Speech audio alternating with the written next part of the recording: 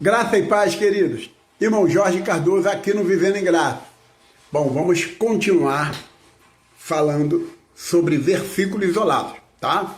Apresentamos 4 versículos isolados que as denominações do sistema religioso, principalmente o sistema religioso evangélico, apresenta, né, para o povo de uma maneira fraudulenta, de uma maneira mentirosa para aterrorizar a vida de pessoas. Então, o que é que eles fazem? Eles manipulam, pegam um versículo isolado que não tem nada a ver com o contexto, com a história, e joga para cima do povo. E o povo que é bobo, não quer ler Bíblia, não quer entender nada, não quer aprender história, cai igual patinho. Eu dei o exemplo do Salmo 122, né?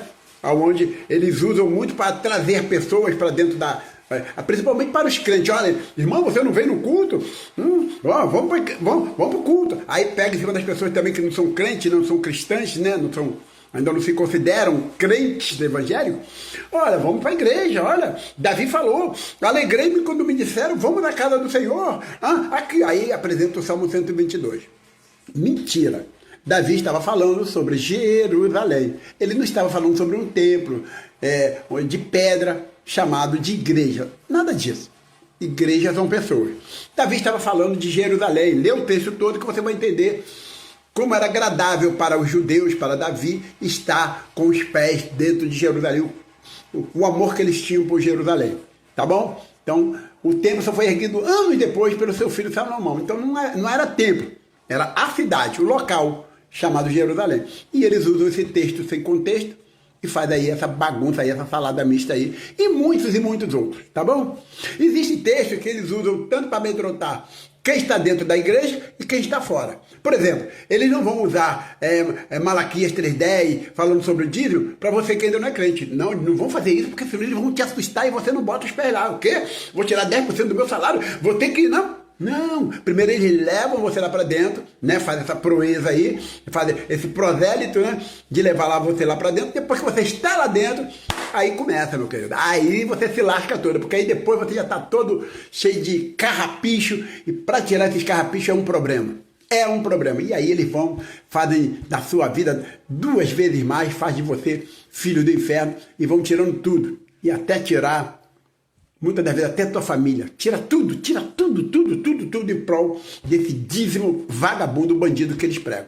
Mas vamos lá, vamos falar de Marcos capítulo 16, versículo 15, rápido, tá bom? Marcos capítulo 16, versículo 15, quando Jesus diz assim, olha, ide por todo mundo e pregai o meu evangelho. Aquele que crê e for batizado será salvo. Quem não crê já está condenado. Presta atenção, não está se falando de salvação do Espírito, não está se falando dessa salvação aí que a igreja evangélica aí prega, não é isso. Ali está falando para judeus, Jesus está falando para judeus, não está falando para você. Ide por todo mundo, está falando para os discípulos, ele juntou lá seus discípulos, os seus apóstolos, né? Aquele grupo lá que ele havia discipulado, né? Olha, ide por todo mundo e pregai o meu evangelho. O que é o meu evangelho? O evangelho da salvação de corpos, de vidas. Por quê? Porque Jerusalém seria destruída no ano 70, Jesus profetizou em Mateus 24.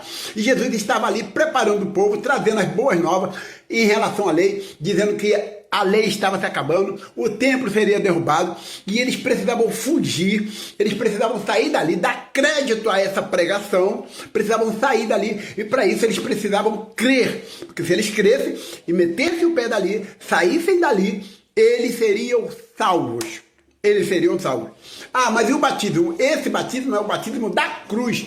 Crer e ser batizado na cruz com Cristo. Porque o batismo na água era batismo para arrependimento, que João Batista estava pregando. Batismo da cruz, tá bom? Mas muitos aí ainda creem que é o batismo das águas, que seja também, não tem problema. Cada um com a sua crença, cada um com o seu entendimento, aquele batismo nas águas lá, não é o de hoje não. Que eles deveriam crer, ser batizado lá nas águas por João Batista, e crer e meter o pé. Eles tinham que dar atenção, crédito à pregação do Senhor Jesus. Então Jesus mandou os apóstolos fazer isso, e eles fizeram, os apóstolos, os discípulos fizeram, cumpriram. Não existe mais pregação para salvação de nada. Tá bom? Aquela salvação para sair de Jerusalém, para fugir do apocalipse que ocorreu no ano 70, com a invasão do exército de Roma. guiado ali pelo general Tito, enfim, que fez tudo aquilo ali, coitada das grávidas, eles tiveram que fugir, e, sabe, aquelas manifestações nos céus que houve, porque ele veio em juízo, ele apareceu nas nuvens em juízo, e todos os olhos daquela época viram.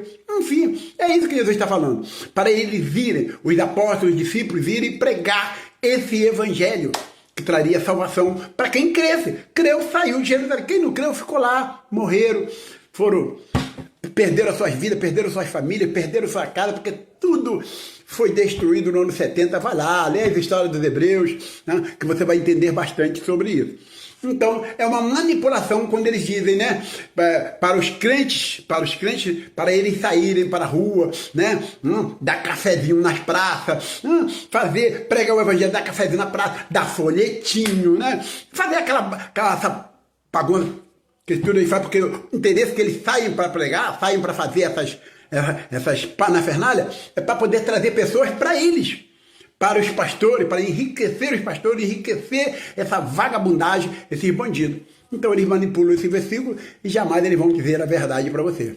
Mas o versículo não quer dizer isso, tá? Já se cumpriu, já foi pregado o evangelho. Hoje o que nós temos que fazer, o que eu estou fazendo aqui, que muitos estão fazendo, é ensinando o evangelho da graça, ensinando você a sair dessas gaiolas bandidas. Que Deus nos abençoe e vamos lá, vamos crescer em graça, queridos.